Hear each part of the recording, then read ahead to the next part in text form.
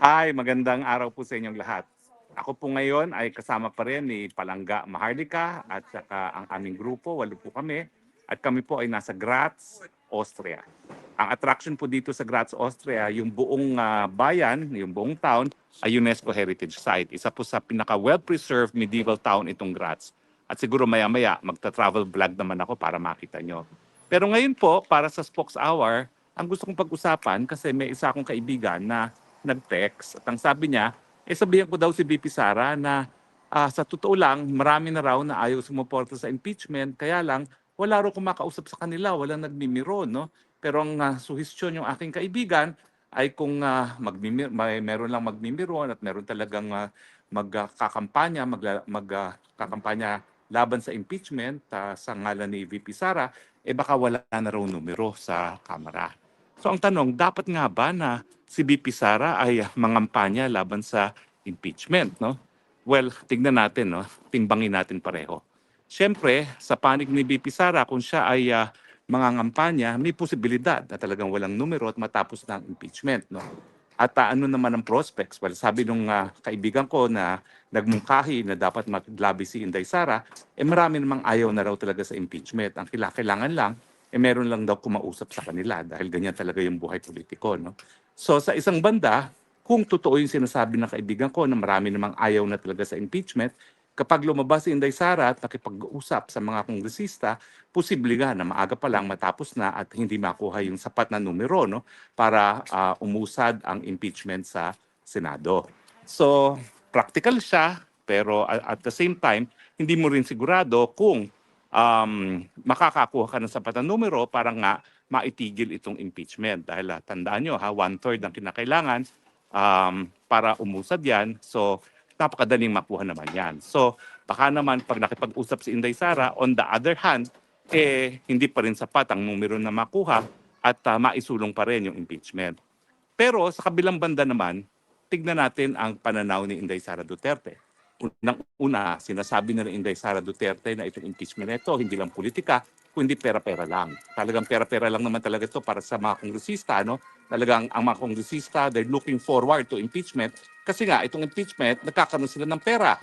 Siyempre, lahat ng AIX, lahat ng mga tupad, lahat yan, dahil nga yan sa impeachment para makuha yung boto na kinakailangan. Bukod pa dyan, tandaan nyo po at least 4 bilyon ang itinaas ng Kamara para sa kanilang MOOE.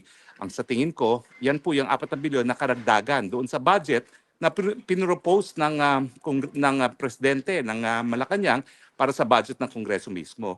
Ako ang tingin ko yung 4 bilyon na yan nga yung pambili para sa impeachment. No? Nang sa ganun, mabilisan, mapadala na sa Senado kaagad yung impeachment complaint. So kung ikaw naman si Inday Sara, alam mong pera-pera lahat ng mga tao dyan, bakit ka pa makikiusap? Parang it's a foregone conclusion na dahil nga pera-pera lang yan, sigurado na yan na makakarating sa Senado yan. Bakit ka pa makikiusap? Well, that's one practical point of view. Nabili na ang mga boto ng kongresista kasi yung bilihan, nangyari naman yan doon sa paggawa ng final budget dito sa kongresong ito, no? At kasama na rin dyan, syempre, yung mga infrastructure projects, yung mga flood control projects nila na alam nating nandyan na. Sa ayaw at sa gusto natin, magalit man tayo, hindi, nandyan na yan. Nabuo na yung budget na yan at meron ng inaasahang mga bilyon-bilyon yung mga kongresistang yan. Kaya nga sigurado na siguro yung boto. So bakit ka pa makikipag-usap? Alam mo namang nabili na mga boto nila. Pangalawa, kung ikaw si Inday Sara, hindi ba parang sa ngayon tapatan lang, sa ngayon walang kahit sinong makakatalo kay Inday Sara sa isang malinis na eleksyon. Of course, ang sinasabi ko nga, habang nakaupo ang mga bangag, hindi nila papayagang manalo si Inday Sara, hindi nila papayagan na makaupo si Inday Sara kahit anong mangyari.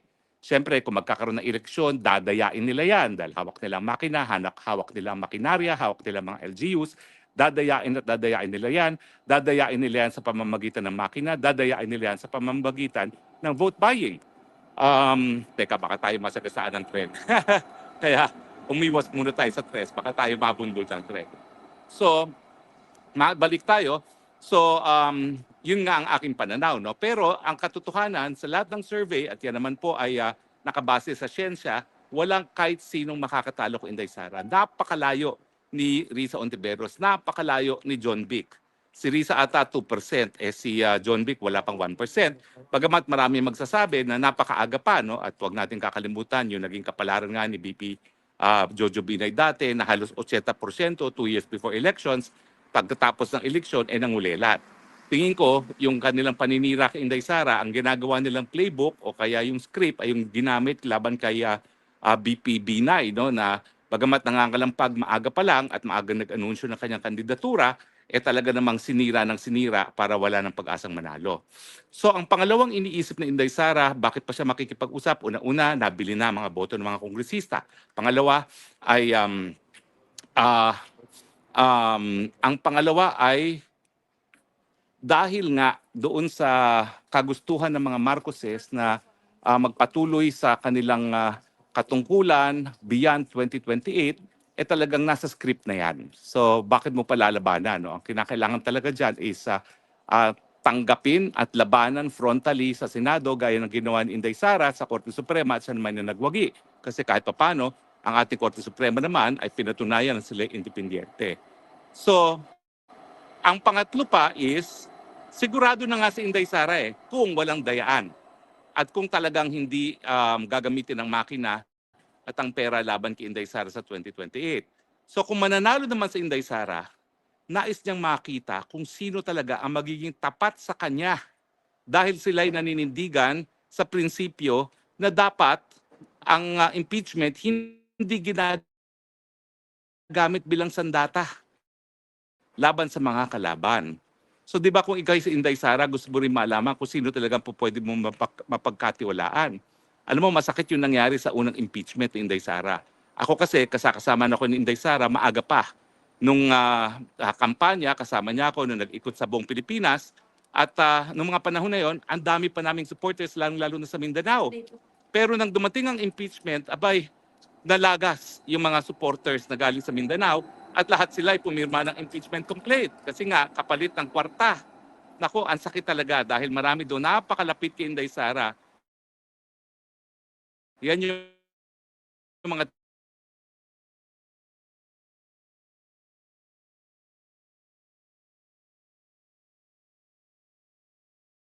Salubong.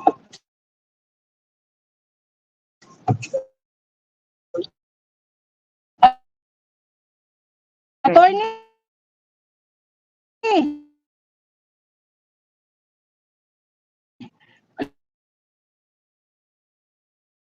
Alis ka muna dyan.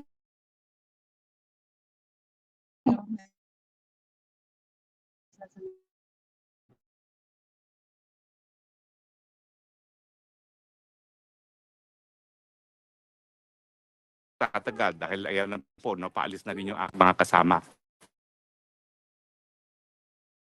So, sa pangatlong dahilan kung bakit hindi na dapat makipag-usap siguro si Inday Sara kasi gusto niya makita kung sino talaga magiging tapat sa kanya. Dahil kung siya naman talaga ay mananalo bilang presidente, dapat kilala niya kung sino yung tapat sa kanya, nanindigan sa kanya, at ito yung mga tao na hindi nagpapabili ng kanilang mga boto at ng kanilang mga politika. Importante kung sino talaga ang maaasahan. Kaya naman, kung ako rin si Inday Sara, hindi ako makikipag-usap. Dahil mas importante sa akin na malaman kung sino maasahan ko pag ako'y naging presidente, no? O pag siya'y naging presidente. So sa tingin ko, by and large, yung nagsabi sa akin, nagmungkaki sa akin na dapat kausapin si Inday Sara dahil maraming ayaw nang bumoto sa impeachment, wala nang nagmimiron, ang suhestyon ay kausapin pa si dating Speaker Lord Velasco na malapit na kaibigan ng Inday Sara at marami pa yung mga kontak sa Kongreso na pwedeng pakiusapan. At nag-aantay lang naman daw talaga yung mga congressman ng taong kakausap sa kanila at hindi naman talaga sila susuporta na sa impeachment, no, dahil alam nila na kapag sila sumuporta sa impeachment, chances are ilang tulog na lang presidente na si Inday Sara Duterte. Pero sa tingin ko nga, bagamat pa yung taong nagmungkahi yan is well-meaning, hindi na dapat makipag-usap sa Inday Sara Duterte. Unang-una, nabili na ang boto ng mga kongresista. So wag na tayong magulat na meron silang sapat na numero para makarating sa Senado ang impeachment complaint. Ngayon, ang labanan talaga dito ay unang-una kung magkakamali na naman sila sa proseso, gaya ng pagkakamali nila nung unang impeachment, no, na sabi ng Korte Suprema, lima-lima na yung impeachment na yan, no, ay pinagbabawal ang mahigit sa isa.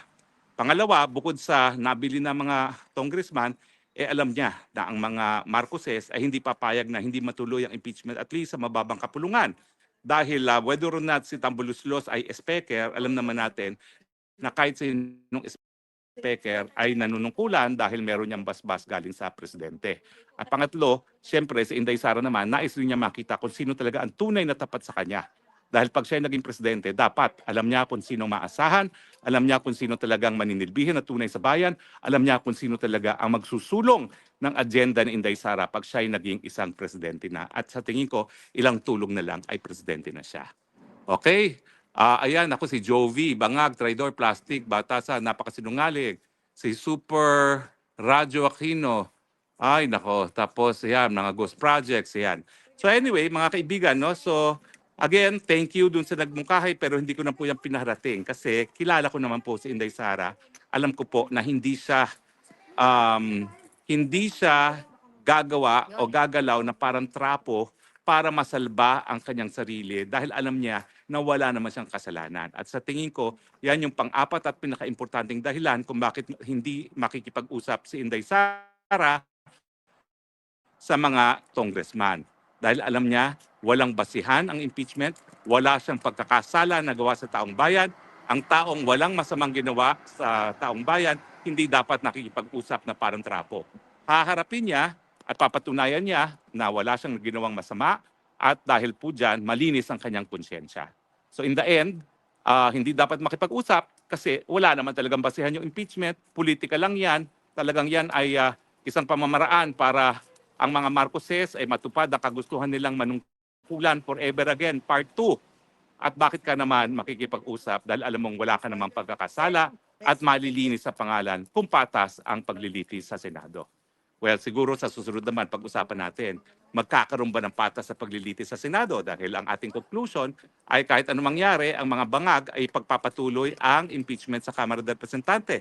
Pero siguro sa susunod na spokes hour na yan. Well, maya po, dahil sa Graz nga po tayo, isang UNESCO Heritage Town, siguro susubukan natin na mag-live muli, dahil alam ko napaaga itong ating live, kasi nga po, seryoso yung pag-uusapan natin, maya-maya, baka hindi na tayo makapag-usap ng seryoso, kaya inuna ko na itong seryosong vlog natin at maya-maya naman siguro yung ating nakagawi ang oras na alauna rito, alas 8 dyan sa Pilipinas, po pwede na natin gamitin yung ating travel plan.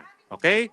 So again, hindi dapat makipag-usap si Inday Sara dahil unang-una, nabili na yung mga kongresista. Pangalawa, yan ay kabahagi na ng script ng mga Marcos na dapat magpatuloy ang impeachment. Pangatlo, bakit naman siya makikipag-usap? Nais niya malaman kung sinong tunay na tapat na supporter niya sa Kongreso. At pang-apat, ang pinaka-importante, wala naman siyang nagawang pagkakasala sa taong bayan. Bakit siya makikiusap para siya mag-absulto? Let's let the evidence prove na wala talagang basihan itong impeachment na ito at malinis ang konsyensya ni Inday Sara Duterte. Maraming salamat po sa inyong patuloy na pagtangkilik at reporting live from Graz, Austria. Ito po ang inyong spokes ng bayan, Harry Roque, nagsasabing, I love you Philippines, you're the only country that I have, you're the only country that I love. Bye!